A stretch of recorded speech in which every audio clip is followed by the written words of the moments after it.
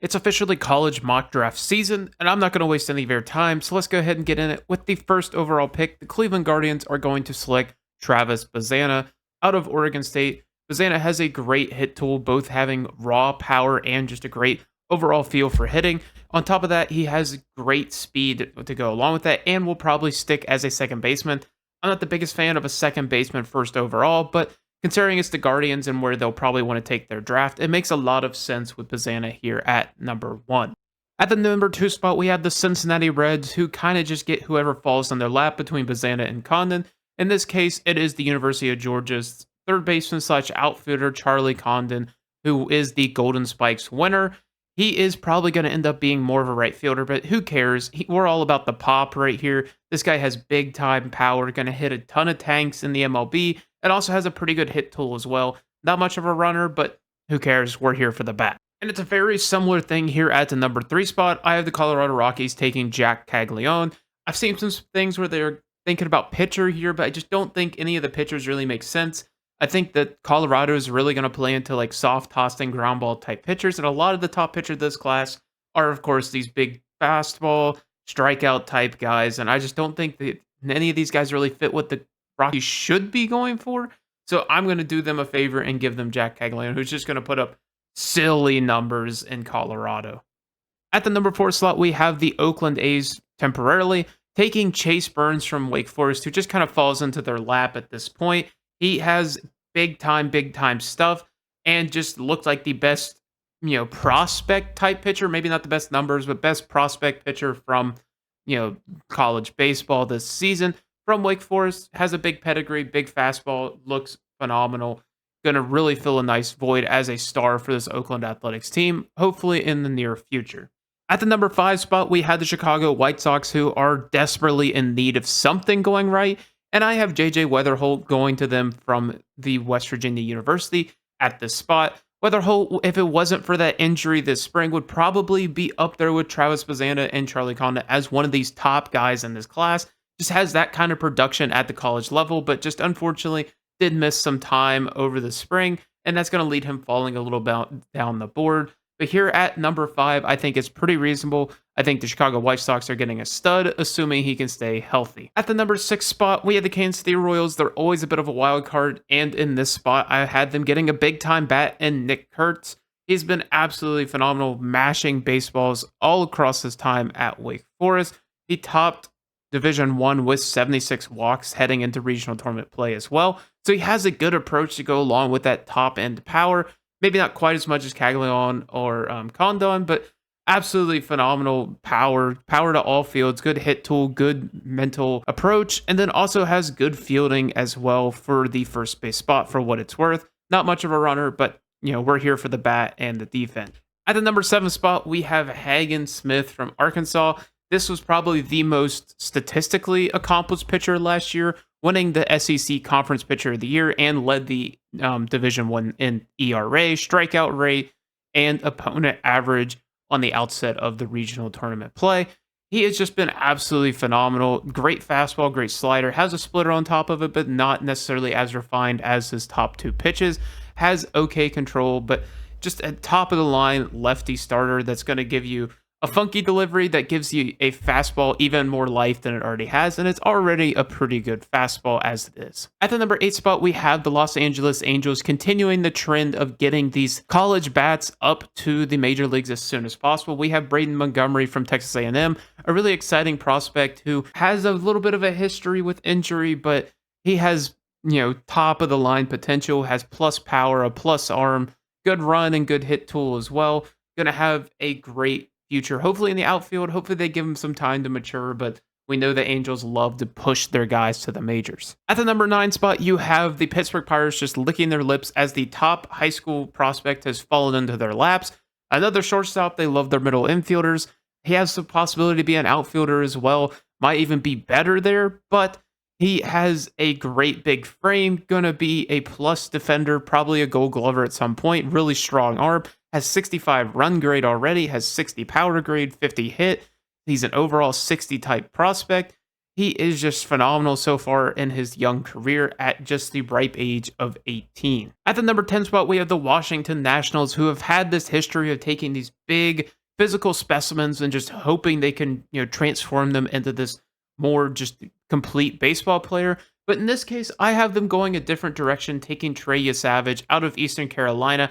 He is a really solid prospect and should be in the major league in minimal time. I think the Nationals' time to strike is coming sooner rather than later, and I don't think taking another developmental guy makes a whole lot of sense. So in this case, they're taking a guy with a plus fastball, plus slider, plus splitter, and has a curveball alongside it. So I think it's a pretty solid pick. At the number 11 spot, we have the Detroit Tigers, once again, kind of like the Pirates, just licking their lips, not taking advantage of this college-heavy class, and taking advantage of the top high school prospects that are there. And in this case, we have Bryce Rainier of the shortstop position at Harvard Westlake, California. Another big bodied shortstop, has drawn comps to, of course, Corey Seager, as all big shortstops do, but with plus power, plus fielding, plus arm, he just really kind of does it all at a good to elite level. So there really isn't much to hate about his game up to this point. He doesn't chase, doesn't strike out, and he should be able to have plus power in the future. At the number 12 spot, we had the Boston Red Sox, who are probably going to go for one of these power college bats, and I think they get that here with Christian Moore, the second baseman out of Tennessee. He set the program record for home runs this season and has a pretty aggressive approach. He does at times get a little bit long with the swing and chase too many pitches, but he's been doing better at that as this season. But he's always going to be looking to make the big play, and he's been rising off draft boards, so why not give him here to the Boston Red Sox? At the number 13 spot, this is probably the most dreaded prediction of all predictions if you've been following mock drafts across the board. It is Cam Caminiti going to the San Francisco Giants. Another high school prep guy, but he's a left-handed pitcher this time with a plus fastball, has a slider, curveball, changeup, and just looks like a pretty solid guy, already standing at 6'2", 195 at 17 years old. And then here at 14, I also have the Cubs taking a high school pitcher, this time in the form of William Schmidt, who has probably the best curveball in the class as a high schooler. That thing has some absolute stupid RPMs, but also has a plus fastball, plus changeup as well. Good control, good overall, grade. Already built at 6'4", 180 pounds. I just thought the Cubs could use some more depth in their farm system at right-handed pitching, and why not get a guy who already has such a plus pitch like William Schmidt. At number 15, I finally find a spot for James Tibbs to get selected. I couldn't really find that spot, but I found it. I found him. But here at number 15, this Mariners select James Tibbs, a solid outfielder prospect from the Florida State Seminoles. He is more hit over power. He did have a few homers last season, but he doesn't have the same raw power that some of these other guys have. He does have a good approach at the plate, walks consistently, cuts his strikeout rate down as his time at Florida State moved on, though he struggled with some breaking pitches over his time. At the number 16 spot, we have a very similar situation, stopping the slide of Seaver King of Wake Forest. Seaver King doesn't necessarily have the same prowess with the bat as a lot of the guys previously, but he is just a phenomenal athlete, can play pretty much anywhere in the field, and just looks like a solid guy with a really high floor. Maybe not the highest ceiling compared to some of the other guys, but high floor. I think that makes sense for the Marlins to go here, considering they have had some struggles in the past. At number 17, we had the Milwaukee Brewers taking the most Milwaukee Brewer player of all time. Has good bat-to-ball skills, is always looking to drive that ball to opposite field, always looking to have that good, solid approach, and has been lifting the ball a little bit more as time has gone on, really tapping into some of that power. Pretty much just good all around the board, just good hit, good power, good arm, and a decent fielder as well. At number 18, we have the Tampa Bay Rays taking one of the players with the highest exit velocities in the class with Cam Smith, who was a former top 100 prospect in the 2022 class, but he went to Florida State, improved quite a bit while he was there, and now is an even better prospect looking to go in the top 20. He has, again, excellent exit velocities and has continued to improve his approach over time at his time at Florida State.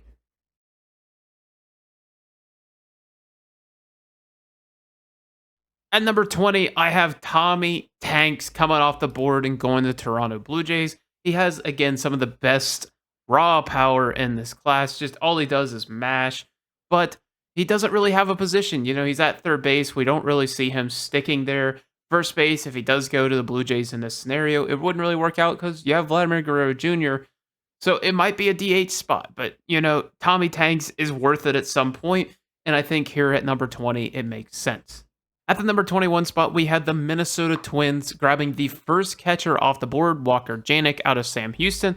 Walker Janik does a lot of things really well. He has plus hit tool, especially with that impressive bat speed, has good strength. He is a below average runner, but he does better than most catchers, so that's saying something, I guess.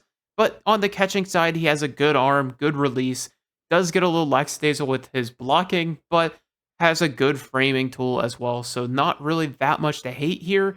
So I'm going to go ahead and give him to the Minnesota Twins. At number 21, we have Brody Brecht, a guy going to the Baltimore Orioles. Baltimore Orioles can't seem to miss in the draft, and why not get a guy that has a plus-plus fastball and a plus-plus slider, comparable to that of Paul Skeens and how elite his stuff was whenever he was coming up. Splitter needs some work, probably could add another pitch, but at 6'4", 235, there's a lot to work with Brody Brecht. At number 23, we have the Los Angeles Dodgers grabbing Ryan Sloan out of a high school from Illinois. He has some plus stuff of plus fastball, plus changeup, has a decent slider as well, but he's only 18 and is at 6'5", 220 pounds. We know that the Dodgers don't mind taking high school pitchers, and why not get one that is 6'5" and has some plus stuff already to go along with it. At number 24, out of the Atlanta Braves, taking the most interesting prospect in this class, Jurangelo Chinjite out of Mississippi State. I know I butchered that last name. I apologize.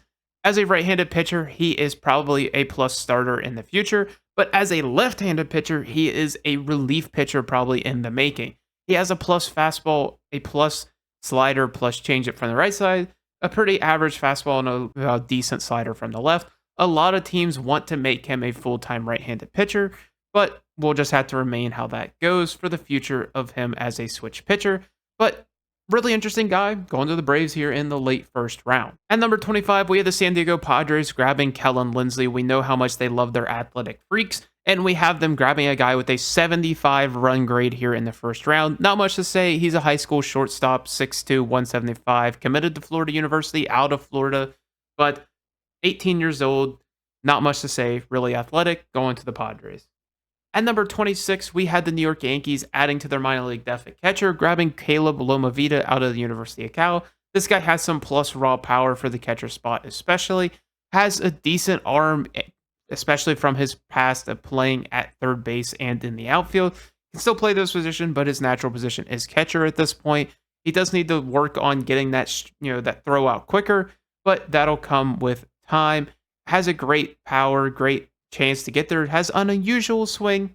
Admittedly, he does have weird swing mechanics, but he gets to the ball, he finds the barrel, he has good power. That's all there is to really say. For 27, we had the Philadelphia Phillies grabbing another plus bat with Billy Amick, the third baseman from Tennessee. He does not do great in the field. He probably will have to move back to a first baseman over time. He has average arm strength and just doesn't look all that comfortable over there, but whenever you're drafting Billy Amick, you're talking about the bat. Plus hit tool, plus power, really isn't much more to say. He's probably going to be around that 20 to 25 homers per season, assuming he gets full-time time in the majors. At number 28, we had the Houston Astros going after another uber-athletic, high-pop potential type player with Dakota Jordan out of Mississippi State, another super fun prospect to grade. Doesn't necessarily find the baseball a whole lot, but oh boy, whenever he does, he has some pop. And oh, by the way, he can run, has a decent arm, but overall just a really fun player and just feels like a Houston Astro. At number 29, we have the Arizona Diamondbacks grabbing Kalen Culpepper, a shortstop out of Kansas State. I'm not so sure he sticks at the position. He'll probably just be average there, but if he's moved to third base, he'll be more of a Gold Glove option. Although part of what hampers him at third base is he really doesn't have the pop to be an everyday third baseman. Probably only be around that 12 to 15 homers per season, but he has Gold Glove potential there, so take that for what you will.